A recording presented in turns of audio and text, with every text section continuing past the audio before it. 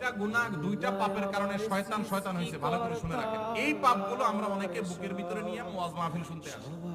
বলবো পাপগুলা, দুইটা পাপের কারণে ইবলিস ইবলিস হয়েছে। ইবলিস কি হয়েছে? ইবলিস হয়েছে। নাম্বার 1, তার ভিতরে হিংসা হয়েছে। কি হয়েছে? যে আল্লাহ আদমে এত মর্যাদা দিয়েছে কেন?